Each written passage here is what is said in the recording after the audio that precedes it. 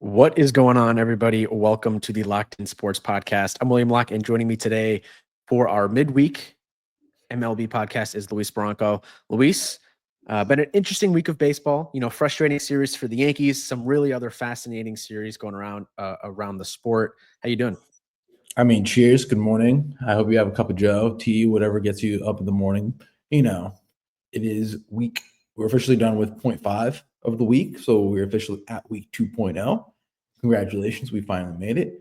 A lot of baseball happened this week. We had the Yankees Tigers. We had the massive runs going around in Chicago. It's cold up there, right? It's freezing. So at least, Yeah. People complain about the Yankees not being able to hit in the cold. The Cubs are having no problem hitting in the cold right now. I think the Yankees have bigger issues than the cold. I think the cold, chicken wings, and, just rolls in general. But, without further ado, if you are following us on YouTube, make sure you hit that subscribe, hit that like button. Make sure you share it with your friends and family, as we will be taking a deep dive as the 3 days of baseball this week. So as we always start the podcast, let's do with the state of the Yankees. William, our resident Yankee aficionado who doesn't miss a game, I think he would miss other events in his life than missing a Yankee game. There's only very few things that will get William to miss a Yankee game. And if I'm out and about doing something, I'll have it on my phone. I'll have it on the radio. I was at work in the office yesterday, so I wasn't able to watch on the screen. But of course, I had my headphones in listening to the game as I was doing my work. Susan Waldman and the new Yankee play-by-play radio guy, I'm blanking on his name, but he is really good replacing John Sterling. Dave Sims, the guy from the guy from the Seattle Mariners. So. Yes, I like him. He's a good listen. So if you can't listen or if you can't watch on TV, I do recommend the radio broadcast for Yankee fans out there. But I digress. Frustrating series in Detroit. Like you said, last pod, they had to move the games up to the middle of the day. So all these games were happening during the workday. A lot of people were working and probably missed these games. The stadiums were essentially empty. It was absolutely freezing. 3 games that will probably be forgotten when we come down to September down the home stretch. But they still mean something. I think there are still some things to take away from these series, some interesting questions about roles in the bullpen, some lineup question marks. Monday was frustrating, 6-2 loss. Casey Mize, 6 innings pitched, did really well. Rodón gives up 5 earned runs. And again, kind of a lifeless effort at the plate. And Rodón has been frustrating. Luis, I think you're going to get into some statistics when it comes to the starting rotation. But there are some question marks. It's pretty thin right now. Then on Tuesday, you got Skubal, Goldschmidt and Rice get hits off him in the top of the first. And then essentially he proceeds to shut the Yankees down. They finish with 6 hits total and obviously get shut out. Skubal goes 6 innings pitched with 6 strikeouts. And of course, no earned runs. Tigers win. Again, a pretty boring game. Not much going on in that one. The Yankees bats were lifeless.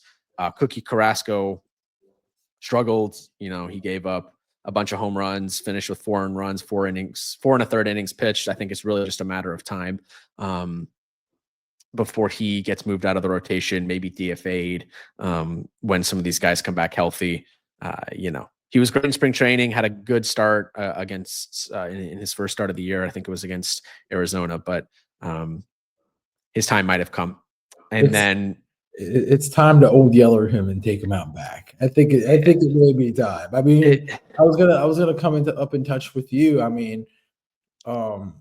Now that we're on this Cookie Carrasco subject, we agree that Monday's games and Tuesday's games were just a wash. Yep. In the sense that they couldn't hit, very uninspiring. In a sense that alarm bells really go off from a competent fan perspective. Now, when you talk about the rotation, Cookie Carrasco may be time. Who replaces him? Because you could have a scenario where, you're going to have a point in the season where Clark Schmidt's going to be back. Clark Schmidt, they're saying, is probably going to be back by this weekend, maybe next. Mm-hmm. And then, Luis Heel's already throwing. Is going to start his throwing program, according to Yes Network and Gotham Sports. So, and you have Will Warren. So who's the odd man out for those spots. You would think it'd be Carrasco, right? You think you'd run Greene, Rodón, Schmidt, Heel, and Will Warren right now. He's not going to. Will Warren won't be in the playoff rotation if they make it, but that's a long way away. You want to run a 5-man rotation, of course, during the regular season.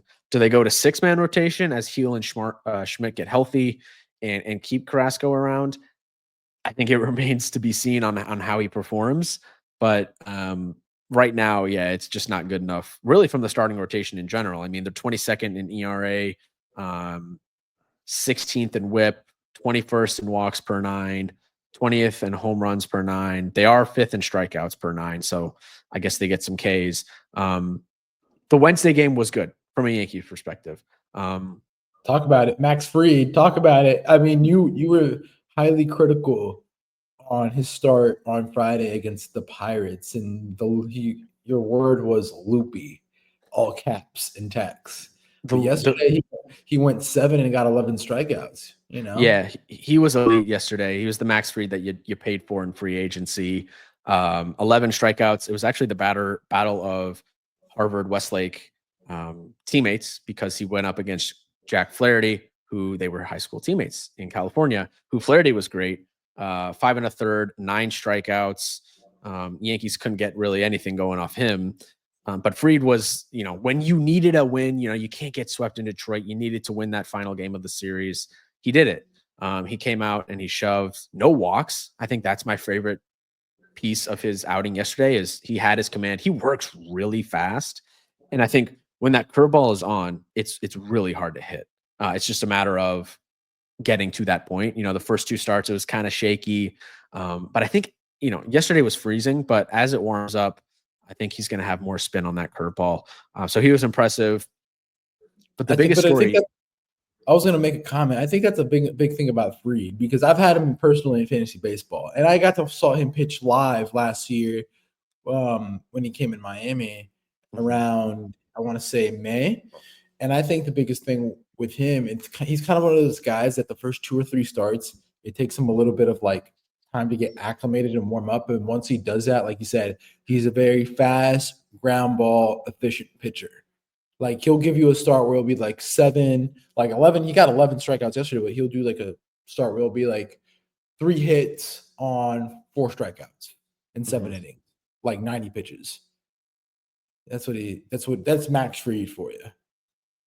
Yeah. So he was great yesterday. I think the biggest storyline maybe coming out of this game, aside from the fact that the lineup can't hit in cold weather, Ben Rice is a freaking monster. We'll get into his StatCast numbers in a bit, but it was Devin Williams. I don't know what's going on with him so far this season, but he could not get out of the 9th inning, pitched 2 outs, gave up 3 earned runs, had 2 walks. And he said it after the game. He said he doesn't feel like himself yet this year. I think it's been 3 appearances. He was, pretty shaky against the Brewers on opening day, almost blew that game. And then he came in against Pittsburgh, I think it was last weekend. He wasn't great either because he was on paternity leave at the beginning of last week. Yeah, he pitched twice against Pittsburgh, pitched a third of an inning on Sunday and did well on last Friday, but did have a walk. So it's been 4 appearances for him. Hasn't looked like himself, hasn't looked like the airbender. And I talked about it on Sunday. He kind of feels like he spams changeup fastball. It's kind of obvious, what's coming. And at some point you're going to be able to time it up, but he just hasn't had his command. Guys are timing him up. And I'm not fully concerned, but I do think there is a world Luke Weaver has been the better pitcher this year. He's a guy that can go out and give you an inning and a third, inning and 2/3, maybe in 2 innings. You're not making the switch yet. I think that's ridiculous. Devin Williams has earned the right. But if this continues to be an issue, at what point do you make the switch and make Weaver the closer and Williams the setup guy?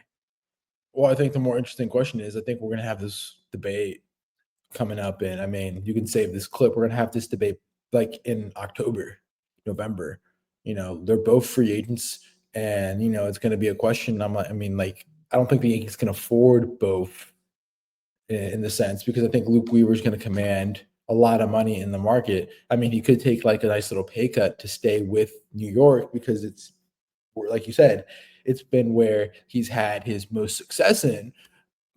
But, Devin Williams is going to command about Josh Hader money because he's top closer in the game. Mhm. And then you're going to have the question is like, who's your closer, one? And two, who is going to be the guy you're going to want to keep around? And I think that's the debate we're going to have in November.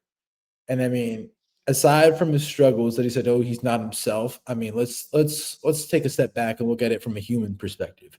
Number one, he's only played in Milwaukee for his whole career. Getting traded from your boyhood team, from the team that, you came up with, that kind of like could be something that was expected, but still you're going to have some feelings. I mean, last night we saw Luka Doncic cry versus Dallas. Yeah, the divorce wasn't fun, but hey, it happened. Also, something that you and me haven't experienced, some of our friends have experienced this, becoming a father. Welcoming a new life to society is not the easiest thing to do. From what I hear, it's a lot of sleepless nights and a lot of maintenance and a lot of, things that need to get done. So, think about it. He goes on paternity leave. He's in New York, and then like boom, not even a week before his child's born, he's like, okay, you got to go pitch in Detroit. Like, there's a lot of like mental things. I know the Yankees have sports psychologists and psychologists that are helping them through, but like, there's a lot of other things that just don't get resolved. We don't know what his personal and family life. So to the pitching thing, yeah, he spams changeup. I think it may be time to make the switch to Weaver right now, but it's just like you don't want to shatter the guy's confidence and shatter, because he's a big dog. He's the big dog alpha as the ninth inning guy. I mean, it's just like, what leash do you give that man? Because yesterday's game, I know you were listening to it. Like you said, you just sit either a fastball or a changeup. Yeah, he sat changeup. Then he couldn't control the fastball over the weekend. On Sunday, you become extremely hittable. While Luke Weaver, he's had some outings where he's worked 3-0 counts or 3-2 counts, but hey, he finds a way and executes his pitch. Yeah. We saw the leash that Boone gave Clay Holmes last year, where he was the closer, despite, blowing the most games, I think, in Major League Baseball. He was the closer until like mid-July, August, and then they finally made the switch to Weaver. Like, I would expect Boone to give him that kind of leash too, because, he's earned the right. He is one of the best closers in the sport, but maybe Boone has learned his lesson a little bit from last year, and maybe we see him make the switch a little bit earlier, because, he doesn't necessarily owe anything to Williams. Like you said, he's a free agent. It's not like he's been in the organization for a long time. Maybe there's not that pressure to, I don't know, maybe like keep him there because you want to keep that relationship and re-sign him in free agency. Because given what I've seen from the Yankees the past couple off seasons, I don't think they're going to go out and give the money for a top shelf closer. They'd rather just develop a guy because they believe in Matt Blake. We saw what Luke Weaver, we got him for scraps, and now all of a sudden he's one of the better relievers in the game. Let me ask you a question, and this is just from a roster constructor perspective. Do you believe in paying closers top end money? No. It's like, do you think it's like, because my opinion, it's kind of like, and I know this is going to sound like an outdated take, but it's kind of like running back in the NFL. You don't pay a closer top end money unless you're like one of like the one of ones. Like, you're not like, you have to be like an Andres Munoz, like we talked about later. That's when you like shell out the money. And it's like one of the last things you go and get. Like, if you're a rebuilding team, you don't go have an elite closer, because how are you going to get to an elite closer if you can't get to the end of the game?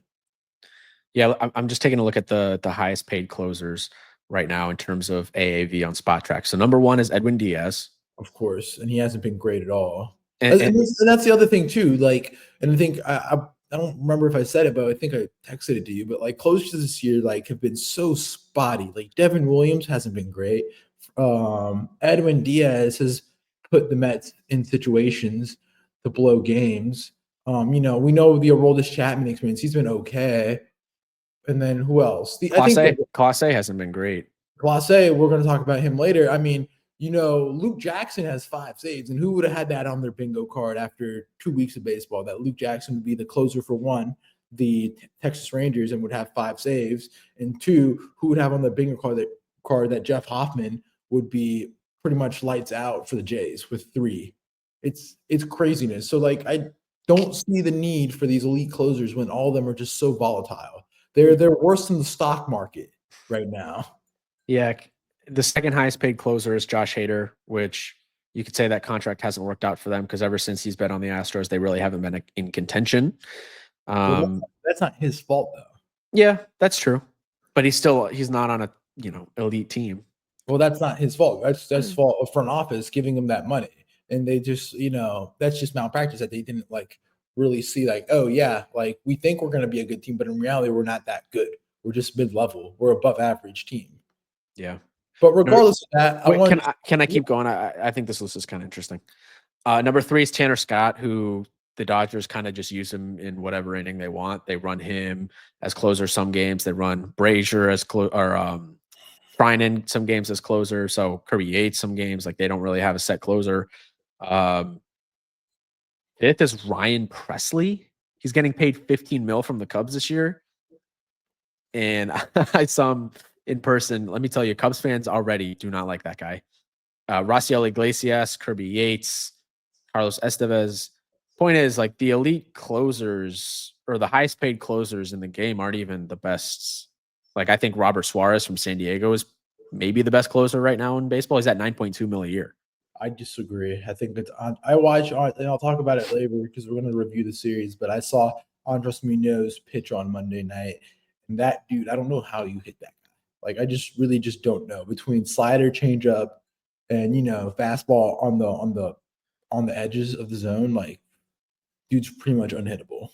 He is, yeah. And Munoz and Suarez are really, really, really good. What were you going to say? Looked like you had to say something there for a second. No, I just was going to switch gears and talk about Carlos Rodón. Like, I am so sick of this guy. Like, I am just like watching him as a pitcher. And I said it to you and another friend of mine who's a Yankee fan.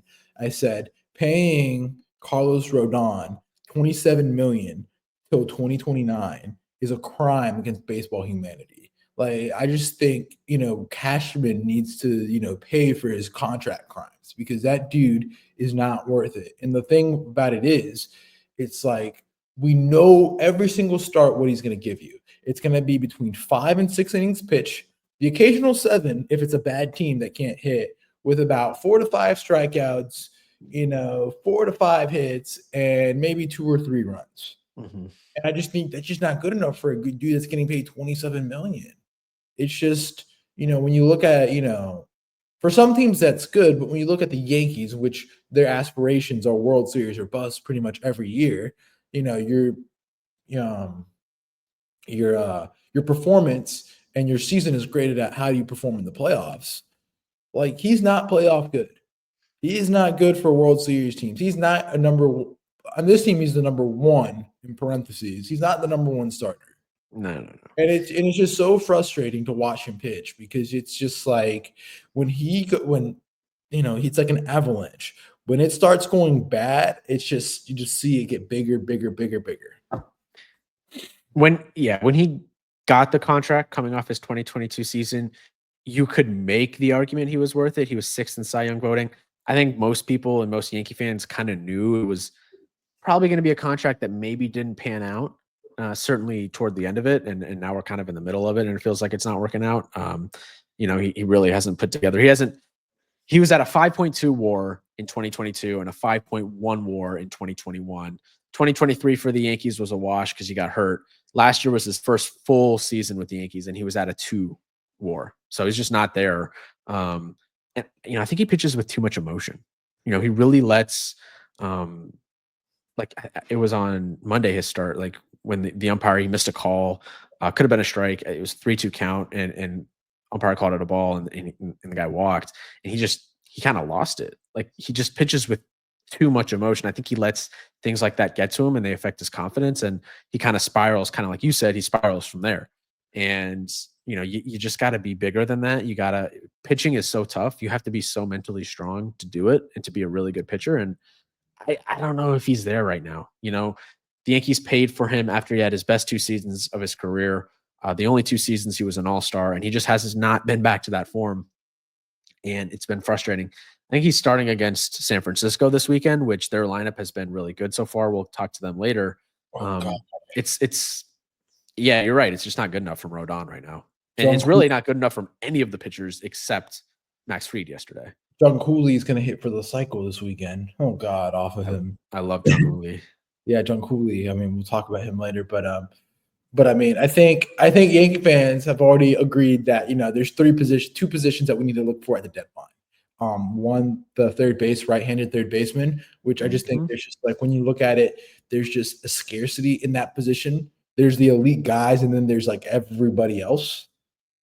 And I think something that doesn't get stated a lot within Yankee fandom is that the Yankees have a lack of a contact. Like they really don't have a guy that can just get like rope one like down the middle of the infield, get a single. Like it's all these guys aside from like, I don't know, maybe Waldo and I don't know, just probably Waldo, in my opinion. They're all like doubles in the gap or home runs. They're all boom guys. They don't have like a little like Luis Reyes or Jacob Wilson that could just like boom, get up to the plate and just rope one and get on base. That's just my opinion. I know, and you can counter that with their offensive statistics so far this season, like they're third in average, first in OPS, second in home runs. But I do think those are really misleading because of the Milwaukee series, and they kind of beat up on Pittsburgh the first 2 games. But if you look at what they've done against good pitching, and I talked about this on Sunday, like I wanted to see them do it against good pitching, put up these numbers, and they got shut down essentially 4 straight games if you count Andrew Heaney on Sunday. They got shut down against him. They got shut down against Mize. They got shut down by Skubal on Tuesday, and they really got shut down by Flaherty yesterday. And they scored against the bullpen late. It was that Ben Rice home run, and then they tacked on late in the 9th inning, which turned out to save them. Yeah, the offense has not produced against good pitching, and we're going to see good pitching this weekend when San Francisco comes to town. The probables right now, and we talked about it on Sunday's pod. Logan Webb is one. Jordan Hicks is another. And the third one, don't tell me. It's slipping on the tip of my tongue. He's really good too. It's my guy. I've always been a fan. He just pitched in Cincinnati against Cincinnati. Give me a hint. I've always been a fan. Lefty on my fantasy team this year. Defense league guy for me. No, lefty. Is it lefty? What number does he wear? I think 50 something. He's known for the tight pants. Oh, Robbie Ray, 38. Yeah. I was like, yeah, Robbie Ray. Yeah. Hey, I'm just saying, it's gonna be an interesting series, and I mean, this week, I think you got to just get on base. We need better swings. I mean, aside from Goldie and Judge, I mean, Cody Bellinger, I get the chicken wings, man. Like, oh God, the chicken wings, and then Jazz complaining on, IG. The thing about Jazz, I think like Jazz is always going to be like the new punching bag for like teams that do not like the Yankees, because since he's so vocal, he'll go at it with Portnoy, and then he'll just go on to Instagram and post on his story and be like, oh yeah, it's too cold. He's always going to be that guy that teams are going to hate, like that punching bag, because he just makes himself like, a perfect like scapegoat. Yeah, I feel like he could have kept that to himself, complaining about the cold. Everyone's playing in the cold. It's the Tigers are playing in the same weather. So it's a level playing field. And Jazz he's been bad the past couple series. He's tied for second in strikeouts right now with 21 on the season. Like he's striking out a lot. He's hitting 180. He had the power surge at home. He's got the 4 home runs, OPS of 715. But I think that's strictly because he doesn't like hitting in the cold. He's from the Bahamas, and then he obviously started his career out in Miami, where it was dome facility, or it was nice weather. So he's not used to. We're talking about hot weather merchant. Yankees are hot weather merchants. The Yankees are absolutely hot weather merchants. We've talked about this before. If it's below 50 degrees, you're better off just fading the Yankees. All of the games except yesterday that the Yankees have won this season have been in decent weather. The series against Milwaukee, it was nice. The game they won against Arizona, it was nice. The Pittsburgh wins, the weather wasn't great. Pittsburgh stinks. Pittsburgh is really bad. We'll talk about that later. You know, the funny thing that you bring that up, and this is like a good way to close. When I saw the probables on Sunday, and we had our pod. I have a buddy of mine. He's into sports betting now. He just recently got into sports betting. He sends me a text and it's like, dude, I need NBA locks. And I was like, dude, I'm not your best guy for NBA, but I got you on baseball locks. And I was like, cool. I just blew a lot of money on Duke. I need to get back this week. And I was like, bet Tigers money line on Monday. He texts me Monday and he's like, oh my God, they won. Who's your lock for tomorrow? And I was Tigers. And I was like, give me like, I was thinking about the Tigers. I was like, yeah, I think Skubal. I was like, Skubal, yes. But then like I woke up the next morning and I saw the Jazz IG post. I immediately woke up, instead of like texting my mom or my dad or somebody, a family member of like, how are you doing this morning? I texted my buddy and it was like Tigers money line today. Mm-hmm. There you go. And then yesterday he was like, are we going Tigers again? No, Yankees are winning. They weren't going to get swept. Because like Carlos says, we don't get swept. We don't get swept. We don't get swept. Yeah, they almost got swept. Just before last thing, I did mention the Ben Rice Statcast or Baseball Savant page. He's hitting the ball really hard. He's first in major leagues in hard hit percentage, 100%, or he's in the 100th percentile. His barrel rate, 98%. Average exit velocity, 98th percentile. He's in the 90th percentile in like most of the major StatCast categories. Squared up percentage is super high. Chase rate is super high, or he doesn't swing at pitches outside the zone. He does swing and miss, but he's got a good walk rate. Like, I think he's been one of the bright spots so far this season amongst the young guys. I've kind of been frustrated with Volpe a little bit. I think the torpedo bat stuff has finally died down. That whole thing was crazy. That hyper on that. And Goldschmidt has been great. 383 average. He's kind of one of the couple guys that I feel like are having really good at bats right now. Goldschmidt, Rice. I think Judge will always obviously have a good at bat. Bellinger's got to find his form. I think Bellinger's kind of a warm weather merchant. Bellinger's been terrible. Like he is just so late on pitches. He's breaking fastballs. Mm-hmm. Right now he's being Trent Grisham without, he's what Trent, like I said over text, he is Trent Grisham right now, and Trent Grisham is what Cody Bellinger is. Cody Bellinger right now. Like it's like they've swapped bodies, like Freaky Fridays. So yeah. But yeah, I mean, that was a good chunk on the Yankees. I mean, let's go ahead and dive into these series this week. I mean, there's a lot to talk about. I mean, I think the biggest series that we were both tapped into. Surprised that you were up late. I mean, can we all give a round of applause for William being past his bedtime for the past 3 nights?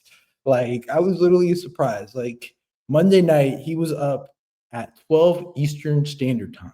Yes. And it was the 9th inning of the Reds-Giants, which, I mean, Hunter Greene was electric, as I've been saying on this podcast. And he was like, I'm going to go to bed at the bottom of the 9th. And I'm like, dude, you're already up this late. You might as well just, like, do it. It's like you've eaten the whole pizza and there's a slice left. You just might as well just eat it. Like, why are you going to wait and eat it tomorrow? And so the first series we're going to go to is talk about the Reds-Giants. Like I said, Hunter Greene went 8 2/3, 4 hit ball, 1 walk, and 7 strikeouts on 104 pitches. Him and Logan Webb got into a pitcher's duel in which Logan Webb pitched 7, 4 hits, and 10 strikeouts. Mm-hmm. Like I've said earlier, after his first start, I think Hunter Greene is firmly in the Cy Young race. I think he is leading the Cy Young race right now. And I think people should take notice of it because his mix right now of changeup, slider, and fastball is pretty much unhittable right now. He throws gas. He was throwing in the hundreds at the very end in the 9th inning, and he almost finished with a complete game shutout, but did not make it to the very end. I'm just looking at Cy Young odds right now. He's 3rd behind Skeens and Wheeler. He's plus 600 right now. And that came slap that money right now because Skeens' start yesterday wasn't great on Tuesday. And so It was like, I mean, it wasn't a scheme start. Let's put it that way. I think it was the most earned runs he's allowed in his career. It was 5, Something like 4 or that. 5. He was not good against St. Louis, and it's not like St. Louis has a great lineup. Could be a cold weather thing. I don't know, but yeah, Greene was incredible. I love the guy. Like, he's very, very. Compare him to Carlos Rodón. I just feel like Greene is way more locked in. He doesn't let things affect him. He obviously throws gas, and the Reds picked up the wins on Monday and Tuesday, 1-0 on Tuesday, 2-0 on Monday. They The do Reds- lose yesterday. They gave up Reds suck. I'm sorry. I had to say that. The Reds suck. Do they suck, or does their offense suck and their pitching is good? I just said, like, Hunter Greene is a literal, Bugatti next to the in the trailer park. Him and Ali De La Cruz. Yeah. It's like when you look at the statistics, and I sent you those about Lodolo. Lodolo got very lucky. I sent you the stats over text that it was like, San Francisco is such a big ballpark, and I feel that also suits the Reds in a way, where some of their pitchers are fly ball pitchers. For example, Jung Hoo Lee, I think he's one of the most locked in players right now in the game. He hit one in the triples alley. If he hits that at Great American, that's 6 or 7 rows deep out to right center. And to quote John Gruden, Jung Hoo Lee got me feeling nicey. Hey, Jung Hoo Lee is, he broke up the 9th inning. Like, he got to first and he runs the base pass. And, Giants got some good fly balls that, like I said, San Francisco is just one of those parks that it's just very hard to hit the ball out. And if the wind's blowing in, good luck trying to get a home run there. And so I feel like that it did benefit Hunter Greene, but still, he was still on, even like the NBC San Francisco Bay Area cast said, like, I think it was the 7th that the Reds came in and scored 2 after Camilo Doval loaded up the bases. It was like a 20-minute or so rest period in between innings. And they were like, yeah, like, it's going to be very interesting how he manages that, break in between those half innings. And he came out and got, I think it was like 9 pitches, got him out. So, on Jung Hoo Lee, just reading through some of his stats because he has been very impressive this season. 333 average, 908 OPS, 533 slug. He's got 3 stolen bases, no home runs. He's not going to be a home run hitter. We know he's a contact guy. He was a home run away from the cycle yesterday in their 8-6 win. They walked it off in the 10th against Santillan, their closer right now, because Alexis Diaz is on the injured list. Yastrzemski with a bomb into the ocean there, the splash zone. But Jung Hoo Lee has been great. His whiff rate, strikeout rates are both really strong. He doesn't chase. Very good. Like, this would be the perfect type of hitter, in my opinion, for the Yankees. A guy that they need in like a leadoff spot. Although he's hitting like 3-hole for the Giants. So that was a fun series. That was the one that I was most tapped into in the midweek. And I'm excited to see this Giants team against the Yankees this weekend, because I do think that lineup is going to be tough to navigate for Yankee pitching. I agree. And I mean, like I said, they got some foul balls. They got some, like, Willie Adames got some swings up that, in any other park, that'd be like warning track power or something like close to that. I mean, Jung Hoo Lee is number 1 in speed score at 9.5 on Fangraphs. Like, they're going to be a very tough, they got a bunch of mashers that were not like really like Heliot Ramos, Matt Chapman can hit it like the best of them, Willie Adames. Like, it's going to be a fun series down in New York. So I'm very interested to see how Yankee pitching navigates it and how the Giants respond. I'm still unclear on what the Giants are, because you would expect them to beat a team like the Reds, win the series, and they struggled. Like, okay, they played Hunter Greene. Okay, that's the ace start. But then the Tuesday and Wednesday games. Wednesday, they had to come back from 6-0. And then Wednesday, we know Verlander's cooked for a fact. Unfortunately, it's time. But I'm very interested to see how they perform this weekend.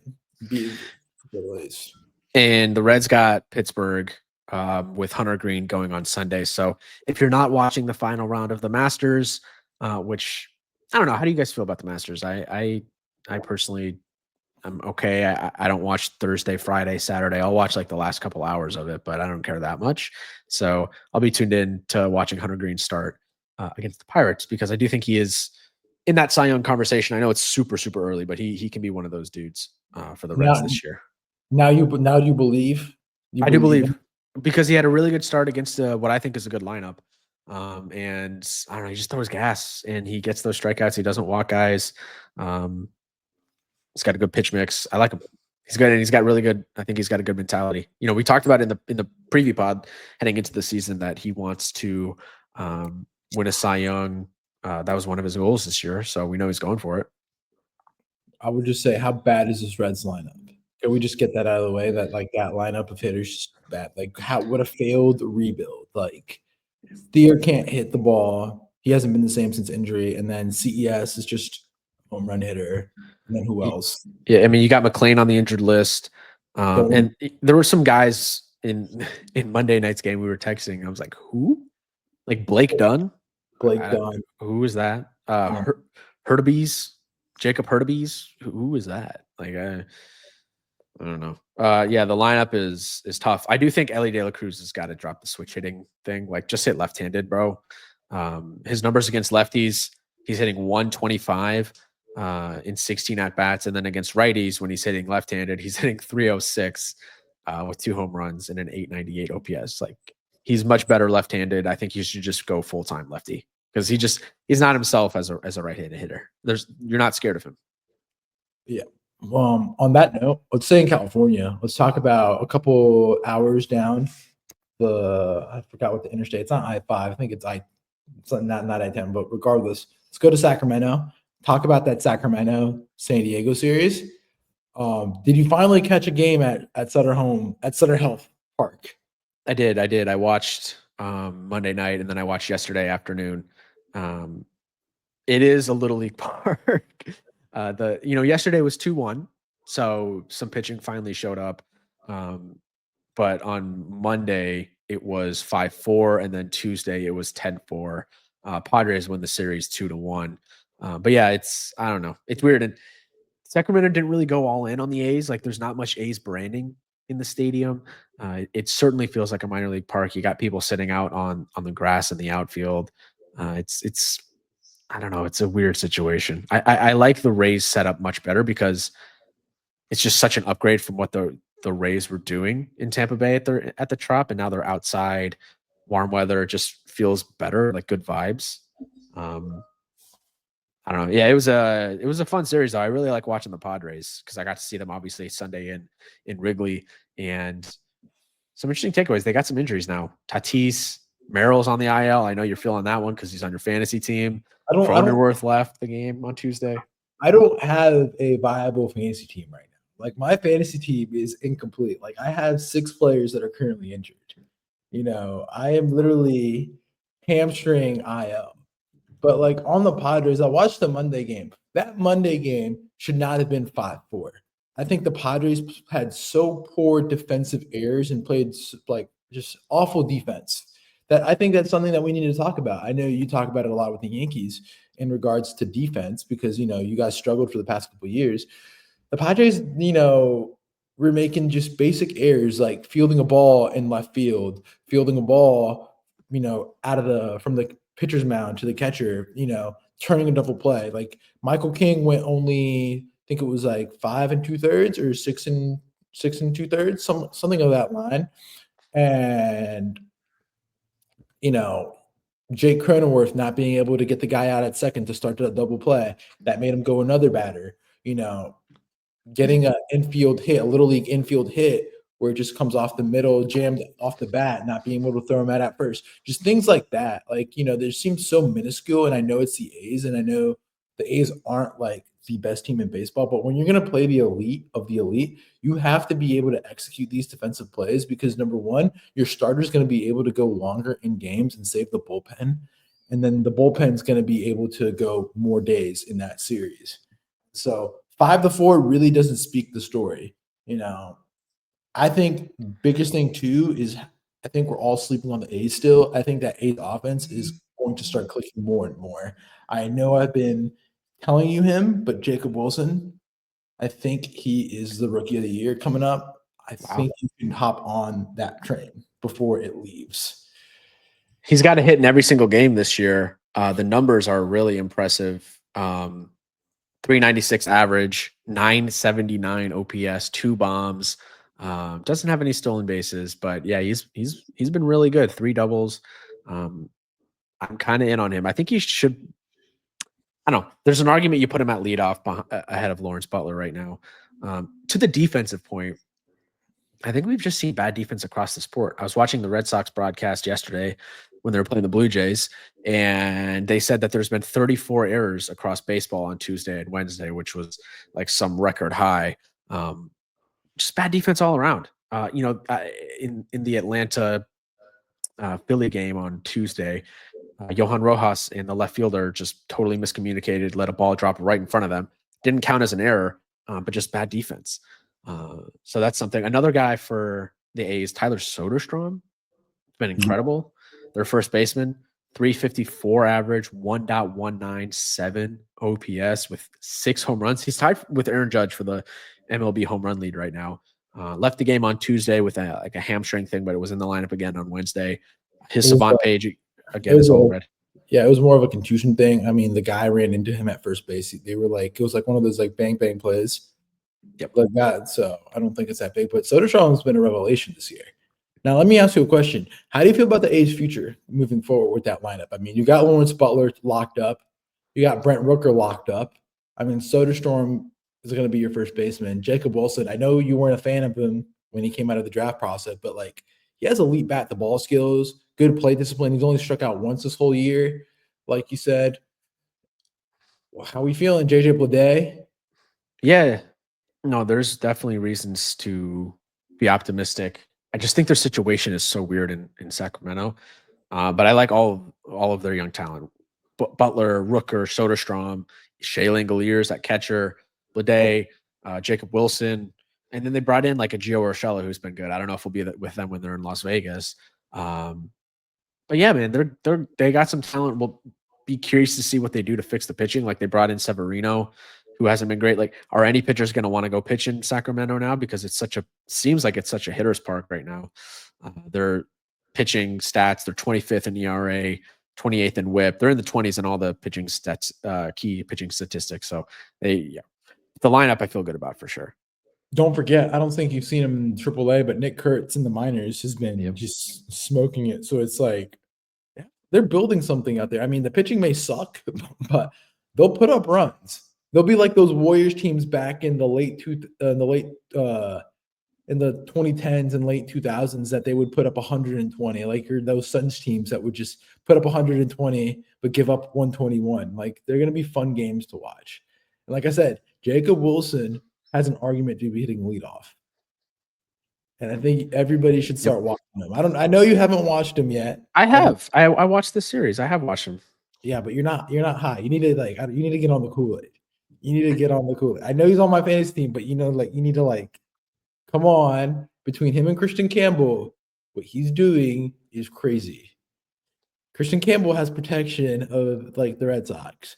Jacob Wilson's doing it with Miguel Andujar in the lineup. Yankee great Miguel Andujar. It's true. Hitting in the back half of the lineup. But hey,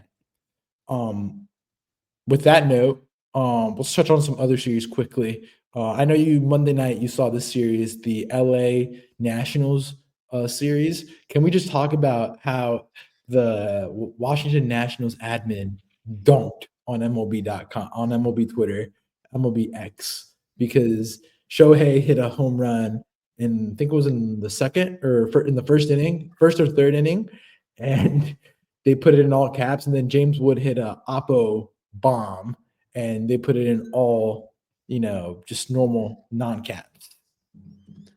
Yeah, that was funny. The Nationals admin had a good night because people are kind of getting tired of MLB, so to say, glazing Ohtani, but the coverage has been a little biased. He is amazing, obviously. So, but the takeaway from this series, Nationals win the series. They win the first two.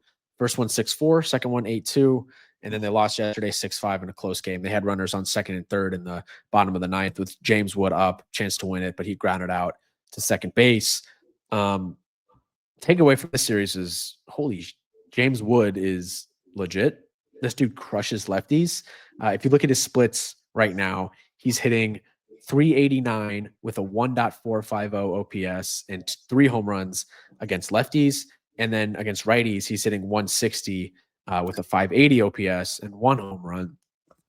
He's a lefty hitter, so he's better hitting against lefties, and he's not afraid to hit the ball the other way. I mean, this dude was hitting mammoth home runs against the Dodgers on Monday and Tuesday. Center field, slightly opposite field against lefties. Super impressed with him. You know, he's a young guy coming into this year. Wasn't sure what we were going to get from him, but man, I've been impressed with this dude's power. He's legit. Yeah, I mean, I think Washington's just a very mercurial team. Very. Like, they'll be a like. I think we're not too high on them. I think they're going to be a team that you're going to tune in and watch. They got a fun little nucleus. I'll say that. One They're guy. pesky. Well, yeah. One of the things I want to look at them is how to Dylan Cruz hasn't started off great. I don't know if he got rushed up too quickly. I don't know. You got to see more of that series than me, but I briefly touched. I know Mackenzie Gore's been pitching great with them, but like Dylan Cruz is a point of concern. And I mean, like when it was draft time, that was a point of debate. Are you going to pick Cruz or Skeens? And a lot of people wanted Dylan Cruz over Skeens because they thought he was like the safer, better value. But it's looking like the opposite right now. Yeah, he hasn't been good. Kind of frustrating. If you're a Nationals fan, he's sitting in the 9 hole, which was fascinating. He was my pick for rookie of the year. I don't think that's going to happen. He's been tough defensively as well too. Like he hasn't been the best fielder out there in center. Yeah. He's got to turn it around. Maybe it's a cold weather thing. I don't know. That's kind of an excuse I'm making for all hitters right now. It's just so hard to hit in the cold. That should just be a clip right now. Every Williams excuse. Why is a player not starting hot? It's cold weather. He plays up north and it's cold weather. I wonder what you're going to say about the Marlins when the Marlins can't hit. What is it? Nah, they just stink. Or is it the dome too cold? Is the air conditioning down here at Lone Depot too cold? You know, who knows? In Milwaukee, when it's freezing out, they only keep the dome like 10 to 15 to 20 degrees warmer than it is outside. So it can be chilly in Milwaukee in that dome. So that dome's chilly. I love the excuses, the cold weather excuse. But hey, I think the biggest thing we can take away from the series is like Dodgers are just struggling, and I mean they're thinning out on the pitching. Yeah. Well, Snell's IL. Sasaki, I have my opinions. Glasnow wasn't great this weekend. Dustin May was all right. And then, I mean, their depth is just up and down. I know you had some things about that written down here. So, yeah. I mean, it's still really early, obviously. But I haven't been super impressed with what I've seen from them. They're 10-4. They've played a couple other games than everyone because of the Tokyo series. But the pitching is thinning out. You mentioned Snell is on the injured list right now. You got Yamamoto, who I feel like is all of a sudden their most reliable starter. Sasaki, he's mercurial. I mean, he had a great start against Philly last week. Maybe not great, but he had a good start against Philly last weekend in a tough environment. Glasnow hasn't been good yet, and no offense to him, it's kind of a matter of time before he gets hurt. Then you got, Dustin May, who had a good start against Washington this week, but they lost that game. And then they're running like kind of bullpen games. You had Justin Robleski, who pitched this week against the Nationals and got shelled. You had Logan Knack, kind of like an opener dude who didn't pitch well against the Nationals yesterday. They got the Cubs this weekend. It's Yamamoto, Sasaki, Glasnow. And then they got the Colorado series next Monday, Tuesday, and Wednesday. Dustin May, Logan Knack, and Bobby Miller. The rotation isn't that scary right now, in my opinion. It's not as deep as we thought it was heading into the season with this Snell injury. So the pitching depth is thinning a little bit. I think they have some defensive spine issues. Will Smith is not a good defensive catcher. Go look at the metrics on StatCast. They're all blue. Mookie, I just, for as great as Mookie is, and it's kind of taboo to speak poorly about Mookie in baseball community, but I just don't think he's a shortstop. I think he's better suited in right field. A, you don't want to put the wear and tear on the dude, and B, I just don't think he's actually short hopping, throws to first base. he's got the range, but I don't know. I worry about him at shortstop for a full season. And then I don't know what's going on with them in center field with Andy Pajes. Pajes. How do you say it? Yeah, Andy Pajes. He's just missing some fly balls. And he's been struggling in center field. So the defense hasn't been great. People don't want to, it's kind of taboo to speak bad about the Dodgers in general. You got guys banged up. You got Freddie Freeman coming back from ankle surgery. He's on the injured list right now, but I think he should be back against Chicago. But he's older with ankle problems. Obviously, it didn't stop him in the World Series, but this is a 162-game season. Ohtani, they're like slow playing the Ohtani return to the mound, which is it's concerning to me at this point. He's coming off his second Tommy John. He's only throwing bullpens right now. Dave Roberts is kind of throwing ice on it, basically saying, we want him back for October. We don't want him back for July. And it's like, okay, well, there's got to be some type of ramp up for Ohtani before he comes back to pitch in the playoffs. He's only thrown pins. He hasn't thrown to live hitters yet. So he's way behind in his rehab. We thought he would be back by May. I don't think that's going to be the case. So who knows when we'll see Ohtani back in the rotation. And he's coming off his second Tommy John. The success rate of people coming back from that is not high. And obviously we haven't seen anybody do it coming back from second Tommy John and a dude that hits at the same time. So he's got a lot going on. Freeman's banged up. Mookie's not a shortstop. I do think there are actually some more question marks with this Dodgers team. The back half of the lineup is not that great. I don't know. I'm not saying they're not the best team in baseball right now, because I still do think they are the best team in the sport, but I think there's more question marks about the Dodgers than people maybe realize right now. I think how much you want to bet, not bet money-wise, that Cubs win 2 out of 3 this weekend. Let's look at the probables. Yamamoto versus Matthew Boyd. Roki Sasaki versus Ben Brown. Tyler Glasnow versus Colin Ray. I think the Dodgers are winning that series. I'm taking Saturday. Cubs get Saturday. I mean, the Cubs might be the highest offensive team in baseball right now. They are. And I mentioned it at the top. They're hitting in cold weather. They lead the league in runs right now with 96. And I know they've played a couple other games because of Tokyo, but second place is the Yankees at 82. They're 14 runs ahead of second place right now. I'm saying they win Saturday against Roki. Okay. And then they'll win, and then I'll take Sunday as well. I think they'll get Glasnow. Glasnow got roughed up a little bit versus the Phillies.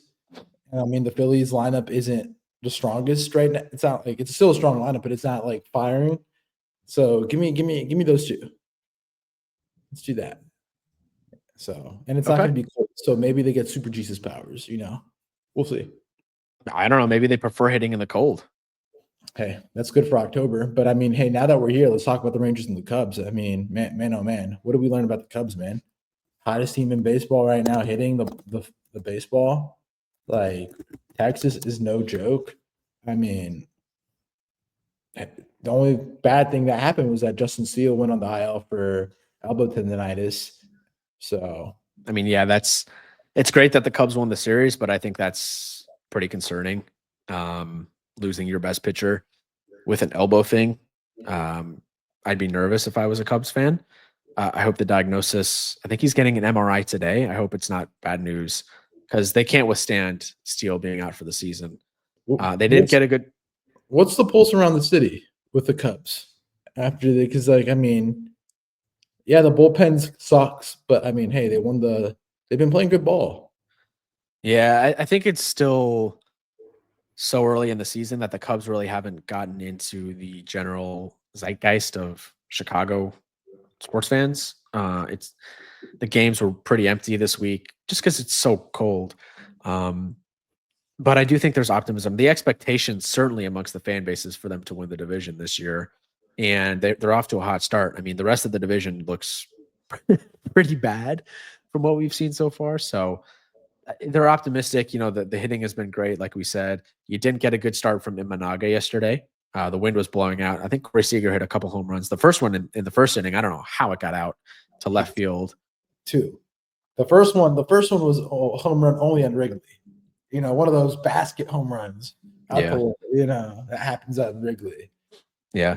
They got shut down by Tyler Mahle yesterday, but they won the series 9-6 overall. I do think if they can keep this up into May, then yeah, Chicago sports fans will start getting excited about the Cubs. But I still kind of do think it's a little too early. The Cubs are still second place. Actually, if you had to rank Chicago sports teams and how big their like fan base is in this city, one is of course the Bears. It's a football city. The Bulls are so irrelevant right now, but if the Bulls were good, they'd be second, and then third it'd probably be the Cubs. Yeah, third Cubs, fourth Blackhawks, fifth White Sox. I was gonna say, don't you think the Blackhawks are up there with the Cubs at number 2? 2 or 3. I think 2 would be the Bulls if they're good. But right now, it'd probably be Cubs too because they're respectable. The Cubs are the only decent team in this city right now. But yeah, when the Blackhawks are good, it's a hockey town too. It's really just these fans want to root for a winner. Whatever team's doing well, they're all strong fan bases. I mean, that's that. I think that's the biggest takeaway from that series. I mean, Wyatt Langford did go on the IL with a right oblique strain, so it'll be interesting to see. I think Texas is still good, but I mean, it's just proving that, hey, Cubs are a good team, and I think, like you always say, like if you're able to win games, these like April games when you're getting off to a start, like the start of the season, and build up goodwill and build up a good record, I mean, it'll come out to help you out at the end of the year when you're trying to win a division or clinch a wild card. So it's good to see them that they're getting out well. Hopefully they go out and get some pitching at the deadline if they continue up to the start. I mean, hats off to them. Let's touch about some good series, 3 or 4 series that we were able to watch. Blue Jays-Red Sox. Blue Jays ended up winning the series. Vlad got extended Sunday night right after we got stopped recording, which is pretty funny because it's kind of the same thing what happened with Garrett Crochet. Biggest thing that we saw that, we had that Mike Deportes thing on Friday where he reported it and everybody came at him. But I think Mike Deportes is on X, is tier 1 for Dominican players at this point. He reported a lot of things recently. Vladdy Jr. got 14 years, $500 million contract extension. $325 million of that is a signing bonus containing, and that means he's going to get it over the 14-year span. So he's going to get that untaxed because he lives in Florida. I mean, congratulations, he's locked up. And then the other thing is we had the Red Sox documentary that came out. I haven't been able to go get to it. Been pretty busy. But what do you think? I mean, big series for the Jays. Jays kind of, put some cold water on one of the strongest offenses right now in baseball, and we're able to win the series. So what do you think, my guy? Yeah, good for Vlad. Now the question is, did they go try to extend Bichette? They'll probably wait till the offseason for that one, I think. But I was really surprised in the outcome of this series. Another cold weather series, but both teams are playing in the cold. The Red Sox or the Blue Jays got a good start from Berrios, and they got a good start from Gausman in this series. They beat Crochet on Tuesday, 6-2 Monday, 6-1 on Tuesday, and 2-1 in the 11th yesterday against the Red Sox. Impressive series. I mean, for a team in the Red Sox that they were crushing it, scored like 18 runs on Sunday against St. Louis, and Toronto comes in and shuts them down. I think maybe we're getting to the point where we got to start thinking about Toronto in this division. I was going to ask you a question. Who are you more comfortable with right now, Toronto or Baltimore? Right now, Toronto. I mean, I think there's real concern with that Baltimore rotation. They just lost Zach Eflin to the injured list. It was already a thin rotation. They didn't do anything this offseason to address it. And the lineup really isn't producing right now for Baltimore either. Who can you point to in that Baltimore lineup? Gunnar just came back. So outside of him, like who can you point to in that Baltimore lineup that's like that guy's producing really this season? I guess Cedric Mullins is off to a good start, but it's kind of slim pickings with Baltimore. They have not been good so far this season. Yeah, I mean, my thing is with Toronto, like exactly my buddy, the one that I was telling you guys earlier, I was telling them, Jose Barrios is pitching tonight. Oh, hammer Boston. Like I was expecting Boston. I kept telling them, they lost. Let's hammer Boston again. And they ended up losing the series. So, I mean, I think it's time we start talking about, what Toronto is doing. I mean, Bichette's having a great year. Vladdy's not firing, and they're still winning ball games. Mm-hmm. And, you got guys like Andres Jimenez playing great. And let me give you a stat.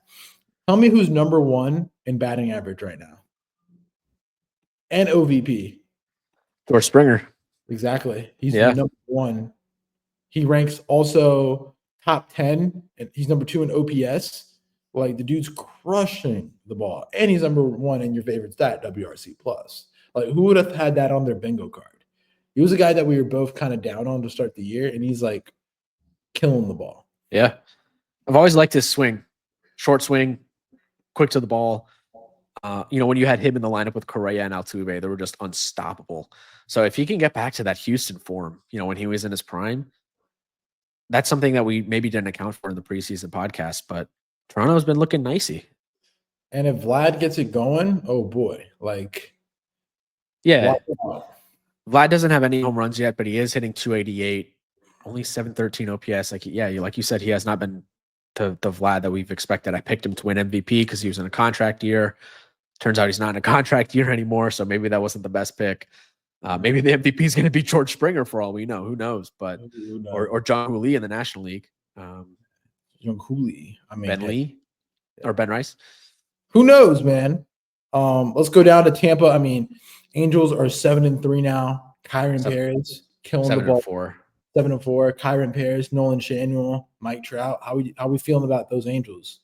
I mean, like I said, I was a little higher than you were with the Angels. I think they're a decent team. They're not going to do things. They're going to do things to be in the mix. But hey, 7-4 to start the year. Yeah, I still think it's a little too early to hop on that bandwagon. They did have a lot of opposite field home runs yesterday in Tampa. Kyron Perez, he's on your fantasy team. He's been great. Bunch of little league home runs, in my opinion. 2 home runs for Paris yesterday, though, and they got your boy Tim Anderson. Zach Neto is still returning. I think he's rehabbing in AAA right now. So they're a team to watch. They're 7-4 off to a hot start. That division is interesting as a whole because I haven't loved what I've seen from Seattle and Houston. I think they've been pretty underwhelming, and I wouldn't be shocked if they kind of continue that mediocrity for the rest of the season, which, you got Texas who just might end up running away with that division, but is there a world in which LA, right now they're in second place, are they competing for second, third, fourth? Are they not going to be in the cellar of that division? I think that's a real question. The Athletics, hey, we feel good about them. So it could be just kind of a Rangers run away with this thing in the National League West, and then everyone else is like around 500, maybe pushing for a wild card. But I don't know. It's an interesting division. Is this a Central Block division? Sort of like the Central Block, the new Central Block division? Are we becoming the new Central Block out in the West? In the American League, no, because I think the Rangers are better than most of the teams in the Central. Like, I would probably take the Rangers over, honestly, every team in the American League Central and most in the National League. So I don't know if they're Central Block just yet. Hey, I just think this division is just so interesting. I mean, nothing in this division surprised me. I mean, I had Houston and Seattle. I mean, Seattle has a really big injury bug going on right now, but like they've been like flip-flopping games. Like J-Rod's not hitting well. Like their lineup doesn't hit. They get great starts, but I mean, you got to put up runs. That's always been the thing with Seattle. And Houston blew the lead yesterday. They blew a 100-round start. Who was pitching great, and then Seattle blew the game on Houston blew the game on Monday. They blew both of the games. No, Houston won on Monday, and then they lost in extra innings on Tuesday. That's right. They blew it. They totally blew it yesterday. They were up 6-0 or something late in the game. Yeah. And then Randy hits a grand slam on the bottom of the 8th. J-Rod hits a nice little oppo double to tie it up, and then Randy walks, and they win. Obviously, they didn't have Hader to pitch the 9th inning yesterday. Houston didn't because he pitched a bunch on Monday and Tuesday. So it was Brian Abreu who blew the game. And Houston's 5-7. The lineup doesn't scare me. Cam Smith isn't off to the hottest start. He was 2 for 4 yesterday. But the lineup is not what it once was, man. It's Altuve, Paredes, Alvarez, Christian Walker, Jeremy Pena. They're just kind of men. In Seattle, we know the story with them. They're going to pitch, but they can't hit. And if J-Rod's not firing, they're not firing. Good production from Randy yesterday. But like I said, I just feel like these teams are kind of middling, and I wouldn't be stunned if they kind of just are like this the whole season. Yeah, man. Any thoughts? Milwaukee, Colorado. Milwaukee belt ass scenario against Colorado last night. It was 17-2. Yeah, Milwaukee Yeah. went nuclear last night. Jackson Churrio's off to a super hot start. He's been great. Hey, maybe a hot weather merchant. Got out of New York, got back to the domes, started hitting the ball. The offense is exploding. I mean, we had the Baltimore series. I don't have much on Baltimore or the Minnesota, Kansas City. Sorry, Joe. Just a thought on Corbin Carroll, who's been good so far this season. I can pull up his stats real quick.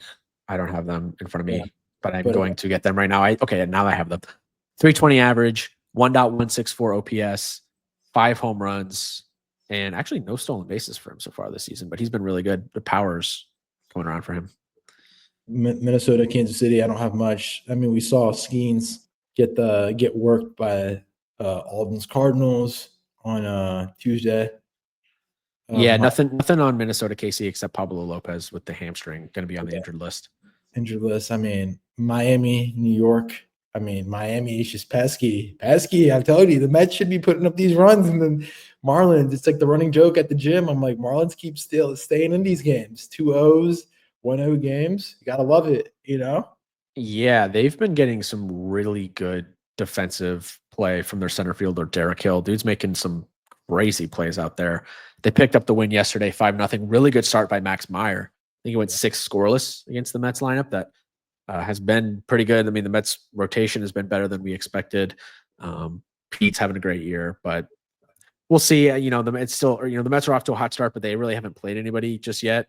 They've played 2 series against the Marlins so far, so I don't know how much stock you can put into the Mets hot start. Let's see them play some real teams, I mean, we're not going to see it this weekend because they're playing the A's in that Little League park. Hey, they're going to put up like 20 runs. Like I could see they're going to our Twitters this weekend are probably going to be just Mets fans just glazing them. Oh yeah, we put 15 runs. Mark Vientos hits for the cycle this weekend. It's going to be pandemonium. Like I can just see it. I can just imagine it. But we had the Philly Atlanta series. That was a fun series. Atlanta continues to struggle. I mean, big game tonight. Yeah. Luzardo, Schwallenbach. That's probably the game of the day. Yeah. See what happens. Lighter slate today, but that is a loaded pitching matchup. I mentioned Luzardo last Sunday in that Cy Young conversation. That's the standalone game tonight. 6:15. The rest are day games. We got some of these series wrapping up, but yeah, Schwellenbach, Luzardo, man, that's a fun start or fun matchup. And the Braves are 2-9, so they're off to a very slow start. Yeah. But Chicago White Sox. I mean, we had Mike Tauchman pull up right before home plate before he was about to score. So Greg Jennings-esque, my leg. He couldn't put the team on his back. Ended up losing 3-2 last night. Very interesting. If you guys haven't seen the clip, make sure you guys go look at it on social media. It's hilarious. That was tough.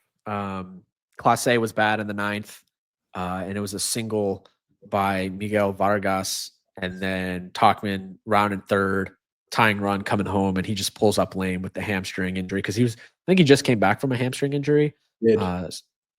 So it must have been, I guess, re-aggravated in that moment, and he got tagged out with the hamstring.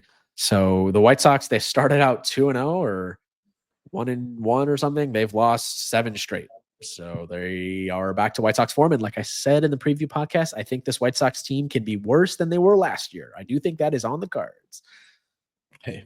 And with that, that's the end of the MLB slate for week 2. We're going into 0.5 week. We'll come back to you this weekend with 2.5. I mean, any notes? I mean, we talked about Pablo Lopez, Victor Robles out 12 weeks for the fracture in his shoulder for the, there. Ivan Herrera out 4 weeks with a bone bruise in his left knee. That sucks. He was off to a hot start. He was. It's tough for the Cardinals. I feel like the Cardinals have had really good starts from their hitting, and now they're like coming back to earth. Yeah, who are they playing this weekend? Who the Cards got? I'll look it up. They got the Phillies at home. That's tough. That could be belt to ass scenario as well. Yeah. I mean, this weekend slate, I mean, you got the Giants and Yankees I'm looking at. Tigers, Twins. Could be tough for the Twins this weekend. Cubs, Dodgers. Padres might put up 15 runs against the Rockies at home. Hopefully they get their dudes back in Tatis, Cronenworth. Yeah. Blue Jays, Orioles tomorrow. I think that's the game of the front slate. You think? Of the front slate, yeah. Over Yankees, Giants. They'll be good, but like aside from that one, I think that's the first one. You mean the East Coast, like the East Coast slate? Yeah. Yeah, I Rangers- mean, I'm probably going to Red Sox, White Sox on Sunday. Weather's supposed to be decent, and Crochet's pitching his return to Chicago, so might be going to that one. Texas, Seattle could be interesting, but in terms of the West Coast series this weekend, I think it's Cubs, Dodgers that be the best. Some other notes. We had Yeshiva University. They snapped a 100-game losing streak this week, so congratulations to them. Yeshiva University. Don't know where that is. So how bad can you be to lose 100 straight games? Like, do you have players that aren't competent? Like 100 straight games. It's a leadership thing. It's a leadership thing, man. That is impressive. It is impressive to be that bad. 100 straight, but they snapped it. It's no longer. We've all been a part of bad teams in life. Yeah. I remember my freshman year soccer team. I think we only won 1 or 2 games. Yeah, I was on some bad basketball teams growing up. Yeah, my baseball teams. I gotta say, my baseball teams were always pretty good. Yeah, but yeah, what things happen. Yeah. Can I give a shout out to Declan Rice? I know this isn't a soccer podcast, but Arsenal 3-0 over Real Madrid on Tuesday. Declan Rice, 2 absolute beauty free kicks, just incredible performance by him, and he got the shout out from Anne Hathaway. Yeah, he did. So very interesting to see what happens next week. Yeah, what do you think? You think Arsenal can defend the 3-0 lead in Madrid? I think it's still at play that Madrid can come back and win the tie. Hey, it's 3-0. Like if I want to get ball knowledge, really get deep into ball knowledge, I don't think they can do it. I think they can do it. They have the talent, but I have my opinions. I'm a very anti-Vinicius and anti-Mbappe stand. Like anti. Pace and power. They're like, in my opinion, they're these shortstops like O'Neal Cruz. Like athletic as hell, don't do things great. It's interesting because Mbappe, ever since he won the World Cup, he hasn't really been on teams that, win a lot. Like Ligue 1, they won, sure. That doesn't count. PSG, they weren't really great with Messi, Mbappe, Neymar. And now he's come over to Real Madrid. And this is a team that wins the Champions League essentially every season. They just got pumped 3-0 at the Emirates, and they didn't really create many chances at all. Interesting. He's PNP, pace and power. I hate pace and power. And Vinicius had a really bad penalty against Valencia last weekend. I don't know. Vinicius was terrible against Arsenal. Missed sitters and just everything. Just terrible. Give me the rest of the ties feel like they're kind of over. Oh, well, the Wednesday tie isn't over with Bayern and Inter. That's a 2-1 going back to Milan. So we'll see what happens there. Like I said, soccer is one of those games where, it's like baseball. Once you think it's over, like things like that happen. And like there's just teams that just somehow have this like deal with some upper being or some under being that they just, it was like a couple of years ago. PSG was up, I think it was like 4-0 against Barca, and they came back and won the tie. Yeah. So the remontada. Yeah. Hey, who doesn't know? So hey, I hope. I don't like Vinicius. I don't like Mbappe. They're literally pace and power, no technical ability. Like, is there any player on Madrid that you like? What's his name? Luka Modric, but he's old. And Camavinga, but he got red carded. I love Camavinga, but I don't know what happened with him. He got yellow carded and he was going to get suspended for the second leg anyway, and then he just booted that ball at the end of the game, and he's like, fuck it, I don't care. I'm getting the red card. That's a frustration foul. That's like going back. That's like going back to the dugout and just flipping the Gatorade cooler. Whatever happened to Tchouaméni? Is he hurt or he just doesn't play? I believe so. So who knows? I mean, Arsenal. We'll see what happens. I mean, Man United plays Lyon today. It would be just totally my luck that we just get pumped today. And I'll come back on the pod on Monday to Sunday and just have to hear it from everybody. The fact that this United team has a chance of playing Champions League football is hilarious to me. Right. That's like pretty much saying that the central team has they have the ability to go get to the second weekend of the playoffs. Yeah. So all right. On that note, that ends week 2. We'll be back at the end of the weekend with podcast 2.5. Will be week 2.5. I mean, make sure you follow us on Instagram, on X. Make sure you give a like to the video if you are watching on YouTube. Make sure you give us a subscribe on YouTube. Really helps out the pod. Again, make sure to keep it locked. Anything else of note for the listeners?